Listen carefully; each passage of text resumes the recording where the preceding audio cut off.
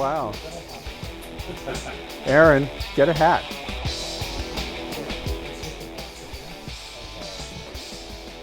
Pretend you're on Whose Line Is It Anyway?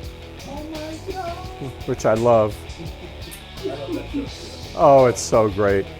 New episodes coming out the end of this week, actually. Okay, that's pretty good. So it's Halloween. How you doing? Make sure you push the little pom-pom. Well, Prince, so Genoa and Lucca are now just family estates of the Bonapartes. But I warn you, if you don't tell me that this means war, if you still try to defend the infamies and horrors perpetrated by that Antichrist, I really believe he is an Antichrist, I will have nothing more to do with you, and you are no longer my friend, no longer my faithful slave, as you call yourself. But how do you do? I see I have frightened you. Sit down and tell me all the news. It was in July 1805, and the speaker was the well-known Anna Pavlovna Scherer, maid of honor and favorite of the Empress Maria Fedorovna. Pick up. Maid of honor and favorite of the Empress Maria Fedorovna. With these words she greeted Prince Vasily Kuragin, a man of high rank and importance, who was the first to arrive at her reception. Anna Pavlovna had had a cough for some days. She was, as she said, suffering from la grippe, grippe being then a new word in St. Petersburg, used only by the elite. Oh, that's fun. And it's great with that hat. Thank goodness for Halloween somewhere. Okay, that's kind of cool. Pump those ears. Oh my God. That's really fun. Okay, fine. You might say, nice ears. Oh yeah. Nice ears. Good one, Larry. I dropped the ball. Larry saved us. Oh man, it's Halloween and I missed the boat. Oh my gosh. That's pretty fun. Here we go.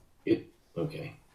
In the year 2148, explorers on Mars discovered the remains of an ancient spacefaring civilization.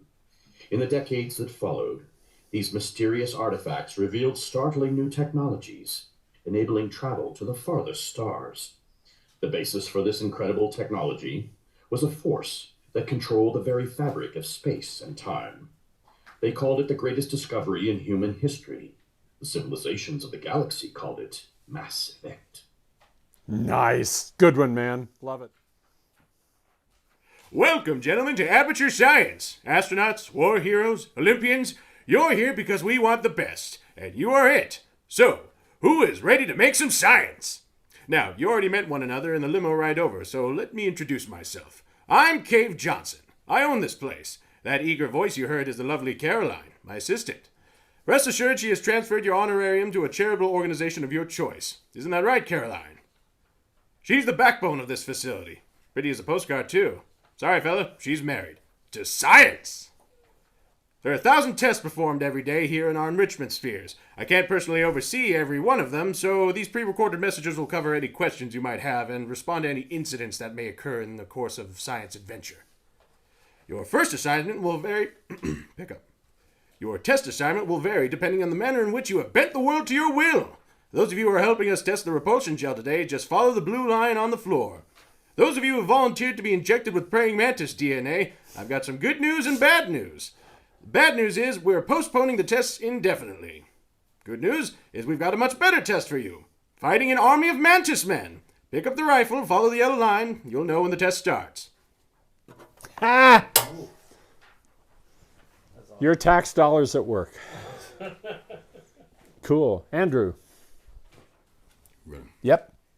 So it's 2 a.m, and you're starving. Nothing in the fridge and nothing in the cupboards. You don't even have a dog biscuit hanging around. You think about cooking, but you remember the 3-alarm fire you started last time you tried using the stove. Well, check out 7-Eleven. There's got to be one right near you. They have everything from burgers to tacos, 24 hours a day, 7 days a week. 7-Eleven. Think of it as your own personal walk-in kitchen. Good for you. Nice. I like it.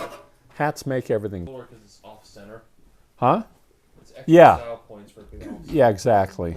The rakish. Yeah, that's a rakish king. Ahem. Only way to get rid of that cough is to have another beer. I agree. I agree. You are we now, and we who are many shall multiply. It's too hollow. It's going to be too hard to set a Yes. level on that So just because a you're little in bit and more out of your depth. voice, so it's going to drop and come back up.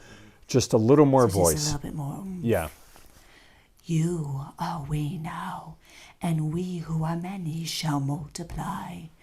We shall multiply, and you shall provide to each a piece of yourself, and through your sacrifice we shall spread. You will give your body, you will give your soul, you will spread the whispers of the long shadows. You are changed. You are molded in the image of the long shadows. You are the father of whispers. We are dust and shadow. Nice. Love it. Give us a nice ear flip. There we go. Got to have that to wrap it up. That's what makes sense. Okay. Tony.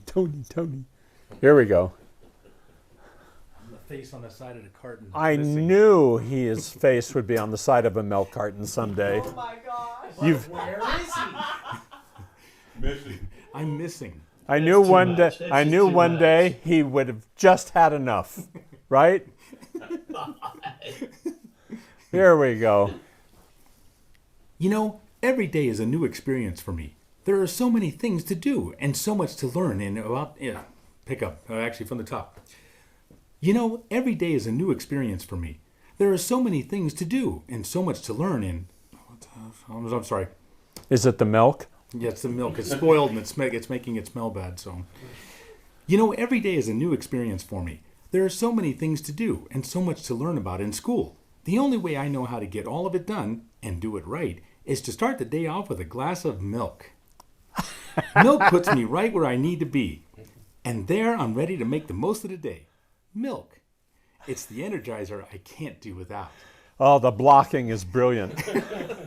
The blocking is brilliant. Okay, here we go. Around quitting time, Todd Hackett heard a great din on the road outside his office.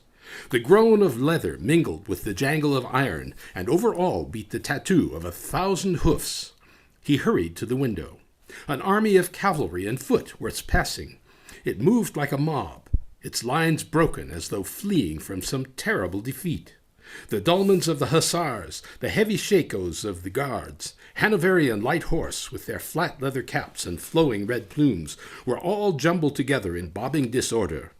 Behind the cavalry came the infantry, a wild sea of waving cibraches, sloped muskets, crossed shoulder belts, and swinging cartridge boxes. Todd recognized the Scarlet Infantry of England, with their white shoulder pads, the Black Infantry of the Duke of Brunswick, the French Grenadiers with their enormous white gaiters, the Scotch with bare knees under plaid skirts. While he watched, a little fat man wearing a cork sun helmet, polo shirt, and knickers darted around the corner of the building in pursuit of the army. "Stage 9, you bastards! Stage 9!" he screamed through a small megaphone. Fine. I like it. Spiraling through outer space. One more untethered time. from One more time from the top. The last thing I remember was spiraling through outer space, untethered from my spacecraft, knowing that I was going to die. And now I'm alive. Or at least I think I am. I don't know how much time has passed. I'm in an unfamiliar environment. Somehow a greater power has brought me back to life. But the question is, who or what?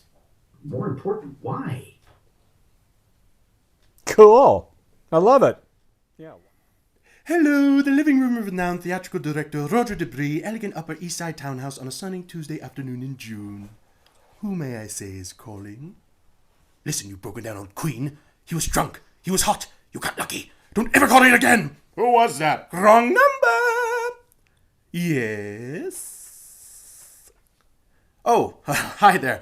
I'm Max Balstock, and this is my associate, Mr. Bloom, and we have an appointment with renowned theatrical director Roger Debris. Oh, yes, please come in. Thank you. I'm Carmen Guy, Mr. Debris' common law assistant. You are expected. May I take your hat, your coat, and your swastikas? Oh, yeah, those. Yeah, we just came from a big rally. Everyone was wearing them. Why didn't you tell me we were still wearing those? I didn't know we still had them. You said look forward, and that's what you said. Oh, Roger! We're not alone. Here's Roger! Max, that man is wearing a dress. No kidding. Roger, good to see you again. Miss Bialystok in bloom, I presume. Huh, forgive the pun. What pun? Shut up, he thinks he's witty. That's great, man. Voices are nice and clean, very separate, first rate. Love it.